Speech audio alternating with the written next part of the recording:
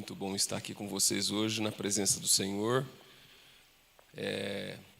Nós estamos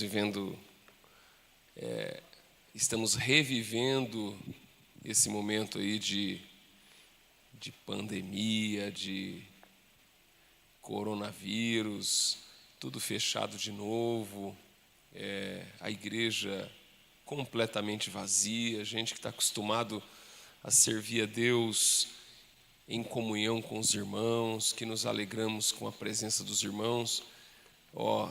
É uma coisa desafiadora, muito difícil. O pastor sofre com a ausência, o pastor sofre, o coração do pastor geme diante desse cenário. O coração do pastor sofre diante desse cenário. A igreja, ela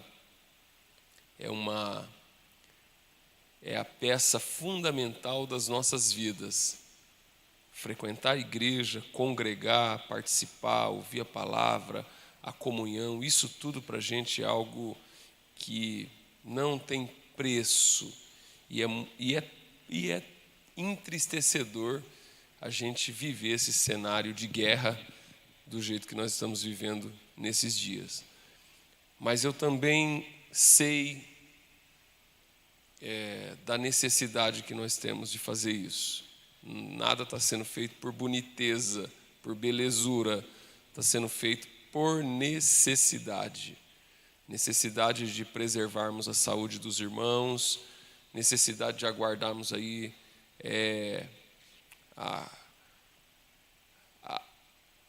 contingência, né? Que a situação melhore, para que as portas voltem a ser abertas e a gente possa adorar a Deus com mais segurança. E em breve aí todos os brasileiros serão vacinados, né? Se Deus quiser, aí há uma previsão aí de dentro de 3 meses toda a população brasileira ser vacinada. E eu estou com essa expectativa, estou cheio dessa esperança que em 2 meses a maior parte da população já esteja vacinada. E enquanto isso, nós não podemos perder a nossa firmeza. Enquanto isso, nós não podemos deixar de congregar. Então, você que está me ouvindo por essa transmissão, não podemos deixar de congregar, não podemos deixar de orar a Deus. É a hora em que nós precisamos nos unir em oração. Eu estou começando um trabalho agora, amanhã, segunda-feira, na madrugada, que eu estou chamando de clamor da madrugada. Vai ser das 3 às 4 da manhã. Nós vamos levantar de madrugada e vamos clamar ao Senhor. Vamos clamar a Deus, porque resta-nos como cristãos, como os crentes em Cristo Jesus, colocarmos em ação a nossa fé. Nós não temos outra alternativa. A nossa alternativa chama-se Deus. O mundo está sucumbindo pela falta de Deus. O mundo está sucumbindo pela blasfêmia. Nós vivemos num mundo ímpio, num mundo em que os limites de pecado são estratosféricos. Sodoma e Gomorra perde de longe para o caos de pecado que paira sobre esse mundo tenebroso em que nós vivemos. Então resta-nos a gemer, colocar a boca no pó, como diz Jeremias, quem sabe assim há esperança. A esperança da igreja é colocar a boca no pó. Então, você que já está me ouvindo aí, vocês que estão aqui comigo na equipe da transmissão ao vivo, estão convidados. Eu não sei qual é a condição de cada um, não é uma tarefa fácil, mas nós vamos clamar de madrugada ao Senhor. E eu quero batalhar em nome de Jesus. Agora, depois da escola dominical, nós também vamos fazer um trabalho, já organizamos uma equipe para fazer uma visita no portão da casa aí de vários irmãos aqui da sede. Nós vamos dar um oi, uma paz do Senhor, vamos dar um sorriso, vamos levar a esperança, a palavra de Deus. Nós não podemos parar. Nós vamos seguir a tática nem um passo atrás. Se eu não puder ir de canoa, eu vou nadando. Se não puder ir de foice, eu vou no facão.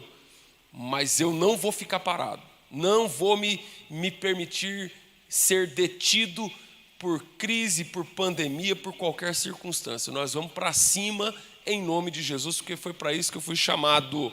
Louvado seja Deus. À noite, o culto da família. Eu peço que você reúna a sua família na tua casa.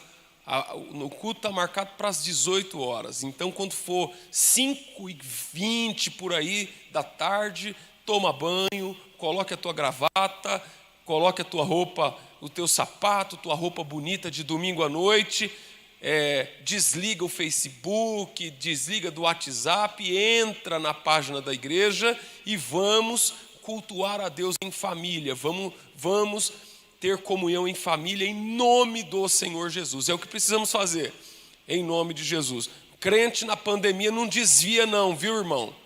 Nós não vamos desviar não, né? Não é para ficar meio desviado não. Aí não assiste nada, não participa de nada, só fica assistindo filme, só fica aí compartilhando notícia de pandemia, de morte, de não sei o quê. Nós temos que ser porta-vozes da esperança. Então, nós somos pregadores do Evangelho. Evangelho é boa nova. Então, vocês precisam me ouvir. Então, nos grupos do WhatsApp, coloca esperança. Não é para ficar compartilhando, repercutindo essas notícias catastróficas. E por quê? Porque nós temos uma bendita esperança. A igreja será arrebatada antes da ira. Oh, meu Deus do céu! Onde é que nós estamos? Qual é a consistência e a qualidade da fé que nós temos? Nenhuma! Não pode ser assim. Nós temos uma fé, nós temos uma esperança. E é bendita esperança, não é esperança qualquer. Ela é qualificada. Vamos estudar aqui então a lição hoje, em Atos dos Apóstolos, o texto áureo. É um texto importantíssimo da Escritura, uma prova bíblica, esse texto de Tito, capítulo 2, verso 13. É uma prova bíblica. É uma prova bíblica. O que é uma prova bíblica? É uma evidência que substancia as duas fases da vinda de Jesus, da segunda vinda, que é a bem-aventurada esperança e o aparecimento da glória. Então aqui é o texto de Tito 2:13, é uma prova bíblica, é uma prova incontestável, é uma criptonita que derruba a tese de uma vinda de que a igreja passará pela grande tribulação, de que não vai ter, porque tem muitos que negam o fato do arrebatamento, a revelação do arrebatamento. Tem muitas correntes teológicas, escatológicas, que abortam, que negam, que escondem, que ignoram completamente a realidade do arrebatamento secreto. E aqui no texto em apreço, é um texto que ilumina a realidade da dupla fase, do contexto duplo da volta de Jesus, que é a bem-aventurada esperança, ou bendita esperança, e o aparecimento da glória do grande Deus. Pronto, está resolvido, irmão. Inclusive tem muitos pentecostais que têm dúvida acerca disso. Tem muitos pentecostais que ficam escorregando nessas coisas, porque às vezes aparece aí uns teólogos aí falando bonito, falando com fala sofisticada, derrubando, desmerecendo, ridicularizando a tese do arrebatamento secreto, do rapto da igreja, dizendo que não há evidência. E o texto de Tito 2:13 é uma prova bíblica. Está aí, ó.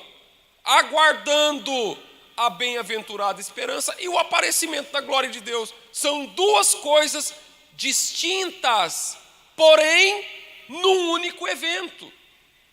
Entendeu? O evento da segunda vinda é único, é um só. Não existe duas vindas de Cristo. Existe um evento uma vinda com dois eventos. A segunda vinda com duas fases. Não são duas vindas. Também não pode, porque tem gente que acaba dizendo que Jesus vai vir, a segunda vinda são duas vindas. Não, é uma vinda e duas fases. A primeira, o rapto da igreja, até porque a boda do Cordeiro e o tribunal de Cristo é nos ares, entendeu? Vai acontecer nos ares, é nos ares, e o aparecimento da glória do grande Deus é quando Cristo, cumpre a palavra de Apocalipse 1, que diz que todo olho verá. Todo olho verá, entendeu? Então está claro aqui, é de uma clareza solar, não tem o que discutir, nós não vamos discutir, entendeu? Agora, o texto da leitura bíblica em classe é Atos, capítulo 1. Aqueles, pois, que se haviam reunido, perguntaram-lhe, dizendo: Senhor, restaurará tu nesse tempo o reino a Israel? Olha só, o que eu quero dizer aqui nesse ponto? A volta de Cristo e o estabelecimento subsequente do reino é uma questão, é um ponto que instiga, é um ponto que é uma questão que desde o começo, desde o primeiro instante, está presente dentro do coração e da alma dos apóstolos. Não é uma questão inventada. A esperança não é um negócio que a bendita esperança do estabelecimento do reino de Deus pela vinda do Senhor, não é um negócio que aconteceu tardiamente, historicamente dizendo. Ele está aqui, ó, na Gênese, no comecinho. Jesus estava ressurreto diante dos discípulos, e enquanto ele estava ressurreto, ele ia ensinando muitas coisas, mas enquanto ele ia ensinando muitas coisas ali naquele período de 40 dias, enquanto ele ia ensinando, os discípulos iam matutando, como na linguagem do caboclo, na linguagem do caipira, ia matutando. Sabe aquela questão? Não, ele vai falar desse assunto, ele vai tocar nesse assunto, e Jesus foi falando. E aí, eles não aguentaram e romperam o silêncio para perguntar para o Senhor: Senhor, e o estabelecimento do reino? Ou seja, a esperança, a bendita esperança, é algo que está presente no coração dos seguidores de Cristo desde o início. Desde o início, o verdadeiro cristão tem no domínio do seu coração.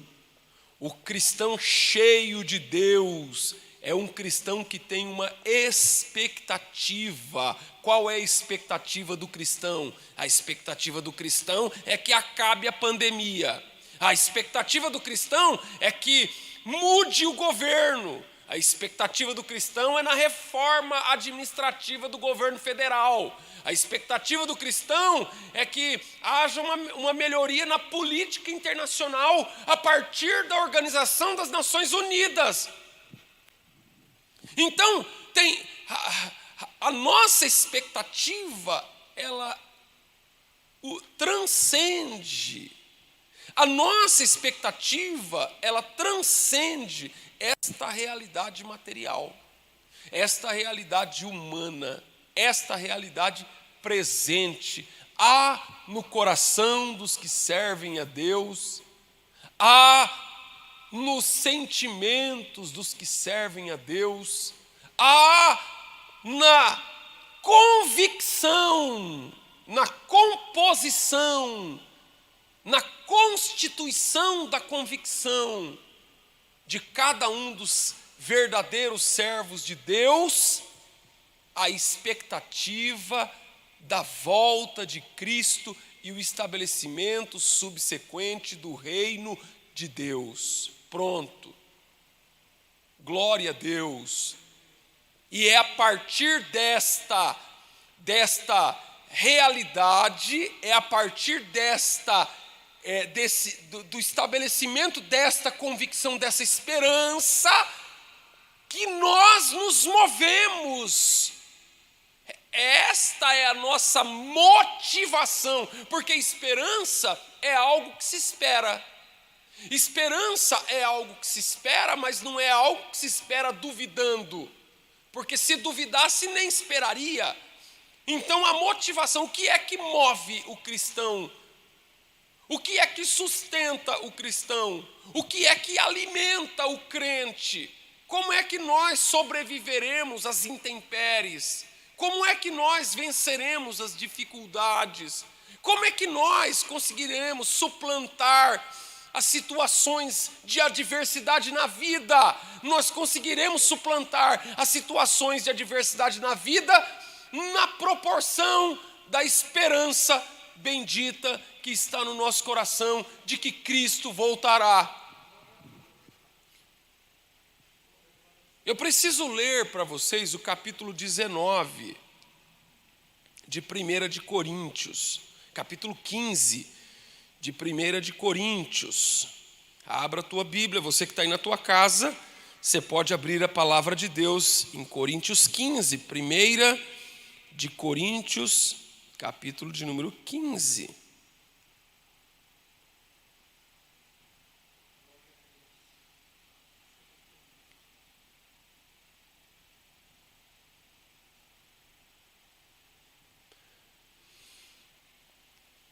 Primeira de Coríntios 15, verso 19.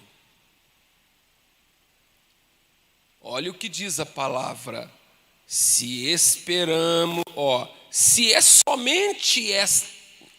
somente por esta vida que temos esperança em Cristo, somos de todos os homens os mais miseráveis. Se é somente nesta vida a nossa esperança, se você está à espera de um mundo melhor, se você está à espera se a tua esperança se restringe, se resume apenas à vida deste mundo, na NVI está escrito assim, de todos os homens, nós somos os mais dignos de compaixão, se a nossa esperança for apenas nessa vida. De todos os homens, na revista e corrigida está assim, somos os mais miseráveis dos homens. Os mais miseráveis. Se a nossa esperança for somente nesse mundo, nós somos os mais miseráveis ou os mais dignos de compaixão. Irmão, dá dó de quem espera apenas nessa vida. E aí eu chamo você a atenção, porque desde o começo, em Atos 1, no início da igreja, no deflagrar no deflagrar histórico da igreja, estavam os discípulos de Jesus já com a inquietante questão para perguntar para o Senhor: Senhor, quando que vai vir o reino? É o desejo pelo reino, é a busca pelo reino, é o alinhamento da minha vida, é o estilo de vida, é a minha conduta, é o meu caráter, é a minha esperança colocada em prática pelo reino de Deus. Louvado seja o nome do Senhor. E o Senhor falou, a resposta de Jesus é uma resposta extremamente importante. E por que é uma resposta extremamente importante? Porque com essa resposta, nós, por eliminação, olha só, com essa resposta, por eliminação, nós já neutralizamos tudo quanto é gambiarra por aí. Por quê? Porque o que não falta é gente querendo. O que não falta é gente querendo determinar como Deus vai agir, quando Deus vai agir. Aí eu vou explicar para vocês aqui, ó. Vamos lá, resposta. Disse-lhe Jesus: não vos pertence saber os tempos ou as estações que o Pai estabeleceu pelo seu próprio poder. E aí eu entro no assunto que está rolando agora na internet. Agora eu entro de sola no embusteiro, no falso profeta, no mentiroso, que anunciou no dia 30 que o anjo da morte seria liberado aí por toda parte e iria ter uma catástrofe sem medida, ou já agendou para o dia 30. E olhando aí é o seguinte: ou você crê na palavra, ou você crê na Bíblia, ou a Bíblia é o livro que se deve levar a sério, ou você vai ficar indo atrás de conversa de picareta por aí. Porque nós estamos vivendo num tempo de dificuldade, gente morrendo todo dia, mais de 3.600 mortes tivemos aí de um dia em 24 horas. E aí é o ambiente propício para o surgimento dos oportunistas de ocasião, os oportunistas de plantão, insensíveis, distratores, infiéis, falsários, embusteiros, que se aproveitam da situação para poder ainda jogar sal na ferida e colocar o povo em pânico. Mas eu estou aqui, meu irmão, eu sou pastor da tua igreja, sou aqui da Assembleia de Deus Itatiba, e eu chamo você, a nossa esperança, ela não se apaga. E Jesus disse aqui, ó, nós precisamos crer na palavra que Jesus falou. Ou nós levamos a sério o que Jesus falou, ou não vamos deixar, ou nós nos permitiremos ser levados pela enxurrada de tantas coisas que se dizem por aí. Porque hoje o que não falta é opinião, é gente dando opinião de todo tipo. Hoje, por meio das redes sociais, colocou voz, deu voz para tudo quanto é tipo de gente. E muitas vezes nós abrimos mão da palavra, do ensino da palavra, da doutrina da palavra, da retidão da palavra, da luz da palavra, do apego à palavra, para ir atrás de coisa. Quem é que sabe da verdade? Quem é que sabe o que é fato ou fake? Hoje nós vivemos na era da fake news, da mentira, todo mundo é cientista, todo mundo é sabedor de tudo.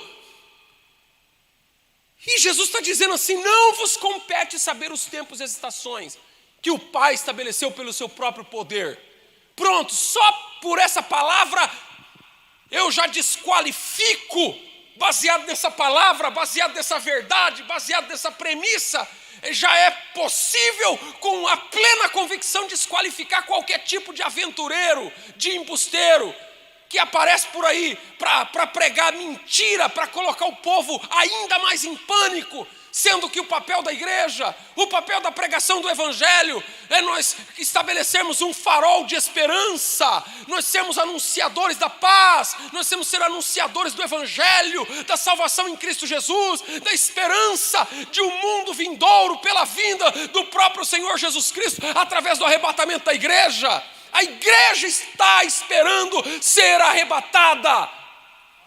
Eu estou esperando o arrebatamento, a minha alma anela pelo arrebatamento. Louvado seja Deus. Louvado seja o nome do Senhor. Nós esperamos o arrebatamento. Nossa expectativa é o arrebatamento. O que você espera da vida? O que você espera? Qual que é a tua esperança? Tá, irmãos, esse tempo em que nós estamos vivendo é o tempo em que está provando a qualidade, a consistência, o conteúdo da nossa fé e da nossa esperança. É isso. Não vos compete a saber. Nós não sabemos. Nós não sabemos. E é por isso que nós temos que crer no Evangelho do Senhor. Nós não sabemos. Eu não estou aqui para saber de coisas que não foi revelada. Tem coisas que estão seladas, não nos é revelado esse tipo de conhecimento. Agora, o que não falta é gente para querer quebrar isso daqui. Inclusive tem muito cristão que está compartilhando essas coisas. Tem muita gente que está compartilhando esse tipo de notícia. Tem muita gente que está compartilhando a catástrofe. Tem muita gente que está fazendo esse serviço. Agora é o seguinte, se você não sabe, é melhor ficar quieto. É melhor ficar em oração. Meu Deus do céu, que coisa. Mas recebereis a virtude do Espírito Santo. Eu prefiro, não vos compete a saber. Tem muita gente que prefere saber do que ser cheio do Espírito Santo. Jesus falou, não é para vocês saber. Mas aí tem gente que fica, não, mas eu quero saber. Mas Jesus falou que não é para saber, meu irmão. Por que você está querendo saber? Oh, meu Deus do céu! Por que nós não nos inclinamos à revelação da palavra? Por que nós não nos encurvamos à direção de Deus? Nessa sanha de querer saber, nessa sanha de querer se meter a querer ser o sabichão, muita gente está se perdendo, está naufragando, está perdendo a fé, está perdendo a esperança. Jesus falou, não vos compete a saber, mas recebereis a virtude do Espírito Santo. Glória a Deus. Nessa manhã, você está aí na tua casa e às vezes você já acorda pela manhã, já abre o Facebook porque eu quero saber. Eu quero saber o que está acontecendo, eu quero saber o que vai acontecer, eu quero saber o que estão dizendo, eu quero saber qual que é a previsão, eu quero saber qual que é a perspectiva, eu quero saber, aí eu consulto A, eu consulto B, eu consulto C, e eu vou atrás, e no meio desse mar de desinformação, a pessoa fica lá, cheio de informação na mente. Mas a Bíblia está dizendo, mas recebereis a virtude do Espírito Santo, que há de vir sobre vós, e vocês vão ser minhas testemunhas. Vocês serão as minhas testemunhas. Oh, glória a Deus. Testemunha, pega lá. Você vai ver, testemunha. O que é testemunha? Testemunha é quem tem compromisso com a verdade. Testemunha é quem tem compromisso com a verdade. Você pode ver, quando a testemunha comparece diante do tribunal, o juiz, o magistrado pergunta, você promete dizer a verdade? Nada mais que a verdade? Sob pena de ser enquadrado e sair daqui preso, caso falte com a verdade, caso distorça a verdade, ser-me-eis testemunhas. Oh, glória a Deus. as testemunhas de Cristo em Jerusalém, Judeia, Samaria e os confins da terra. Louvado seja Deus. Testemunhas aos confins da terra. Então, a direção do olhar, o que eles estavam esperando? Senhor, quando é que o Senhor vai vir e quando é que o Senhor vai consertar tudo isso aqui que está bagunçado? Não é de hoje que o mundo está bagunçado não, viu, irmão? Não é de hoje que o mundo está avacalhado não, irmão. Não é de hoje que o mundo está levado à breca não, meu irmão. O mundo está avacalhado desde essa época. E eles estavam, Senhor, quando é que o Senhor vai colocar ordem nessa bagunça? Quando é que o Senhor vai acertar esse negócio? Quando é que tudo vai ser colocado em perfeita ordem? Ele falou, não vos compete a saber os tempos e as estações que Deus estabeleceu pelo seu próprio poder. Mas vocês vão receber a virtude do Espírito Santo e vocês vão ser as minhas testemunhas. Glória a Deus. E quando dizia isto, vendo eles, foi elevado às alturas e uma nuvem o recebeu, ocultando dos seus olhos. Estando com os seus olhos fitos no céu, enquanto ele subia, eis que junto dele se puseram 2 varões vestidos de branco, os quais lhe disseram, varões galileus, por que estáis olhando para o céu? Esse Jesus, que dentre vós foi recebido no céu, há de vir assim como para o céu o viste ir. Aqui está. O que vocês estão? Por que estáis olhando para o céu? Este Jesus vai voltar. Esta é uma verdade. Ser-me-eis testemunhas. Nós vamos ser testemunha de qual verdade? O que é que nós precisamos dizer? Por que eu preciso buscar Deus? Eu digo aqui, comumente aos obreiros e aos irmãos, nós não podemos parar, nós precisamos evangelizar, nós precisamos pregar, nós precisamos fazer a obra, porque Jesus está voltando. Jesus está voltando. Jesus está voltando e os sinais estão sendo alardeados. Os sinais saltam aos olhos. Os sinais da vinda de Jesus são mais impactantes do que em qualquer outro tempo pregresso. Nunca nós vivemos um tempo, nós estamos vivendo um tempo sem precedentes. Há uns 15 anos, pelo menos, eu li uma matéria na revista Época, em que ela falava sobre aqueles filme que ficou muito famoso do Tim Hayali, sobre Deixados para Trás, que fez muito sucesso. E aqueles filmes é baseado na expectativa da volta de Jesus e fez muito sucesso entre os cristãos e não cristãos. Até hoje tem gente que assiste. E lá ela estava falando. E aí eles entraram, o comentarista entrou na crença do fim do mundo que é pregado nas igrejas. E o comentarista lá na época, eu não me lembro mais o nome, mas eu tenho guardado até hoje essa matéria. Eu copiei da internet e deixei no meu HD. Nessa matéria, o comentarista dizia o seguinte,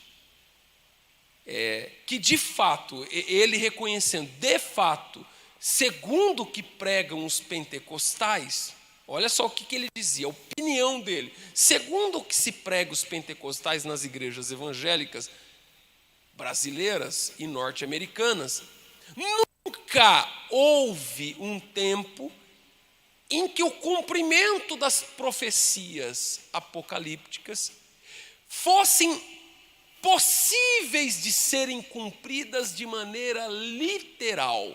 Por exemplo, o sinal da besta, A besta que fala, quando o anticristo fala, todo o planeta consegue ver ele falando, a imagem dele é contemplada pelo mundo todo. Ou seja, o que ele estava querendo dizer é que o ambiente tecnológico permite, porque até então, quando eles olhavam para as profecias, eles atribuíam à profecia um alto valor simbólico, dizendo, não, tudo isso é simbólico, não significa que isso vai acontecer desse jeito. Só que hoje, nós temos um ambiente, um cenário mundial, em que é possível acontecer do jeito que está escrito, de maneira literal. E isso é uma coisa que marcou a minha mente, porque é uma opinião de alguém que não é da igreja. E hoje, anos passados depois, nessa época eu estava estudando, estava assim, estudando a miúde sobre as profecias e tal, quando eu li essa matéria. E hoje, vivendo os tempos que nós estamos vivendo, eu vejo o quão pronto, o cenário está pronto, o arrebatamento é iminente. Por exemplo, a gente vive o cenário de hoje em que há por exemplo, há uma deserção da fé. Muitas pessoas estão se decepcionando com a fé. E por quê? Porque está morrendo muita gente.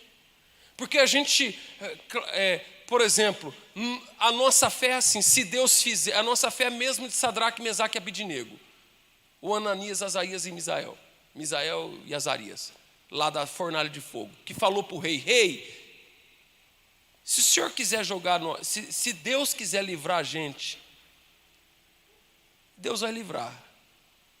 E ele é Deus. E se ele não livrar nós da fornalha, ele é Deus do mesmo jeito. É a nossa fé. Se ele fizer, glória. Se ele não fizer, glória, nós vamos para o céu do mesmo jeito. E isso é líquido e certo. Irmão, eu não vou abrir mão da minha convicção. Se formos infectados e porventura nós partirmos, a minha fé e a convicção pessoal na salvação é irremovível. Jesus me salvou com o sangue dele vertido na cruz do Calvário. E ponto final. Essa é a nossa fé. Nós oramos aqui para Jesus curar e Ele tem poder para curar. Ele cura, Ele é o Salvador, Ele é maravilhoso, Ele verteu o seu sangue dele. Jesus cura, mas cura, e eu vou continuar pregando a cura, mesmo quando eu orar para alguém ser curado e Jesus resolver não curar e levar essa pessoa, sabe por quê? Porque quem é Deus é o Senhor e nós somos servos dele, nós somos servos, e diante dele eu falo, Senhor, eu estou orando, estou implorando, estou pedindo, estou clamando, só que tem uma coisa, Senhor, não a minha, mas a tua vontade seja feita. A vontade de Deus vai ser feita. E eu só vou ser feliz quando a vontade de Deus ser feita. Mas nós vivemos dias em que parece que Deus está a serviço das pessoas, em que Deus só serve se for para servir os interesses das pessoas. As pessoas afluem para as igrejas, vão cantar louvores, vão dar bravatas, mas aí Deus tem que fazer o que elas querem. Ai de Deus, se Deus não fizer o que as pessoas querem. Ai de Deus. É mais ou menos, Deus, se o Senhor não fizer, então eu te abandono. Quem leu aquele livro Deus no Banco dos Réus, do C.S. Lewis, sabe muito bem do que eu estou dizendo. Então é o ambiente. E eu estou dizendo isso citando aquele texto de Lucas 18, onde Senhor Jesus diz, porventura quando o Filho do Homem vier, achará fé na terra? Achará fé na terra? Eu quero que você pense. Eu quero que você reflita. Eu quero que você aprecie a palavra. Eu quero que você dê lugar à palavra ao teu coração. Eu quero que você absorva a palavra para que a palavra possa ser o grande norteador da tua vida. Porque senão, a Bíblia diz, bem-aventurado é o homem que edifica sua casa na rocha.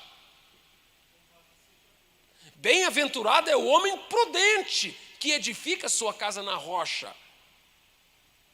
E vindo a tempestade, vindo os rios, as águas e os ventos, deram com tudo contra aquela casa e ela não caiu. Mas o nécio, o imprudente, o incauto, o irresponsável, edificou a sua casa na areia. E veio a tempestade, a mesma. Veio os rios, o mesmo. Veio os ventos, o mesmo.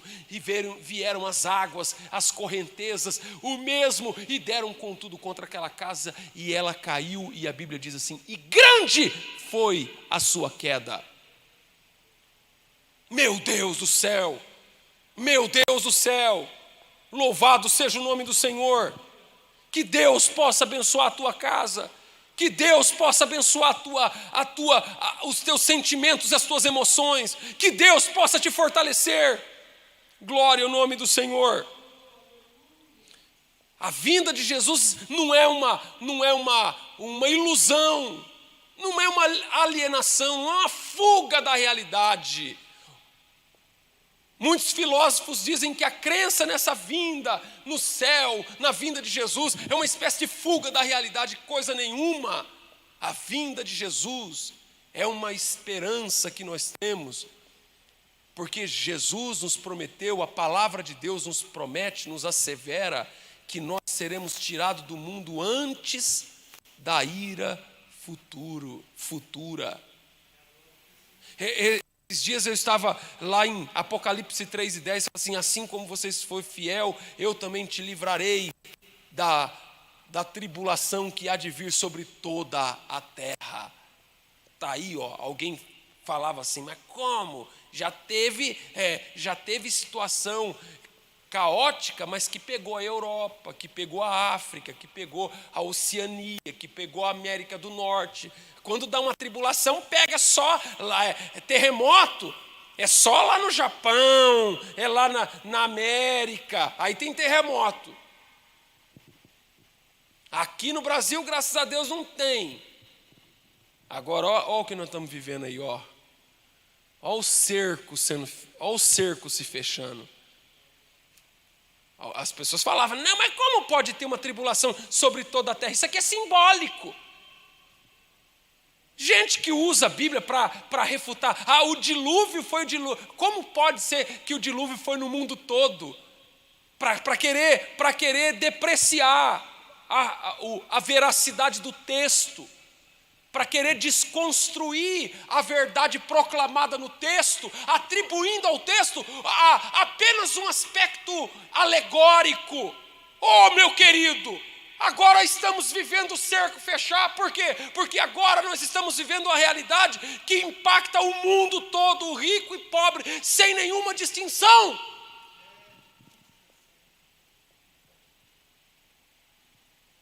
Louvado seja Deus. Agora, a volta de Jesus, essa convicção, ela estabelece em nós o que? A necessidade de adotarmos, de vivermos um estilo de vida. Primeiro lugar, vigilância, atenção. Em tudo isso, olha para a figueira, olha para a palavra, olha para a direção de Deus na palavra do Senhor. A palavra é a bússola para viver nesse mar de confusão que nós estamos vivendo, nesse mar de desinformação que nós estamos vivendo. Meu Deus do céu! Jesus tenha misericórdia. É uma coisa terrível. Agora é na palavra que a gente está aqui, ó, firme na palavra. Acorde de manhã, irmão, e vá para a palavra. Leia um salmo, leia o evangelho. Se incline, ore a Deus diante da palavra do Senhor, e a palavra vai falar pelo Espírito. Vigilância, a palavra vigilância é atenção. Você vai colocar a tua atenção aonde? 2 de Coríntios 4:18, atentando-nos para as coisas que não se vê. Não é? Está escrito lá. Irmãos, convém que nós atentemos para as coisas que não se veem, porque as coisas que se veem são passageiras, mas as coisas que não se veem são eternas. Então, vigilância é o olhar através da fé. E quando eu olho através da fé, a fé me transporta, porque a Bíblia diz que tudo é possível ao que crê. A Bíblia diz que não há montanha que não seja removida que não seja pela fé. A fé é possível remover montanhas. A fé torna tudo possível. Aí eu digo para você, meu querido, vigilância é o olhar, é a atenção que eu dou através da fé. E pela fé não há dificuldade que se mantenha diante de mim. Pela fé os antigos alcançaram testemunho. Pela fé é possível agradar a Deus pela fé. Sem fé é impossível agradar a Deus. A Bíblia diz que nos últimos dias o justo viverá da fé. Então a vigilância é o olhar pela fé. E pela fé eu olho através apesar dos problemas, além das circunstâncias presentes, eu olho para o futuro vindo de Deus. Louvado seja o nome do Senhor. Louvado seja o nome do Senhor. Fidelidade. Fidelidade é a qualidade daquele que é fiel. Qualidade daquele que é fiel. E a palavra fidelidade vem do latim fidelis. E a palavra fidelis tem a ver com o caráter de Deus. Nós servimos um Deus que tem um caráter fiel. Significa que o que Deus não volta atrás na sua palavra.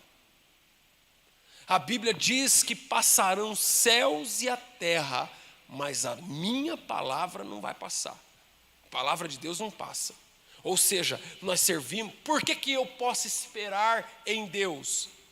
Por que eu posso crer que é verdade que Ele vai voltar? Porque Ele é fiel.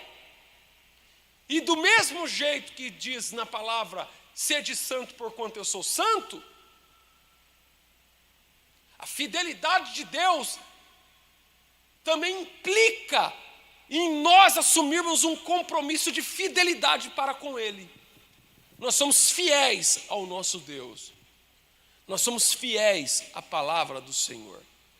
Louvado seja o nome de Jesus. Viver com fidelidade é ser fiel e leal a Deus durante toda a vida. A fidelidade ao Senhor Jesus é uma das condições de herdar o reino dos céus. O Senhor Jesus falou reiteradas vezes sobre a sua vinda. Ao descer do céu, 2 anjos reafirmaram essa promessa. Esse Jesus que dentre vós foi recebido em cima no céu, há de vir como para o céu o viste ir.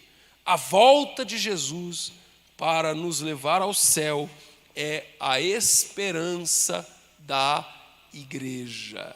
Amém? Que Deus abençoe em nome do Senhor Jesus.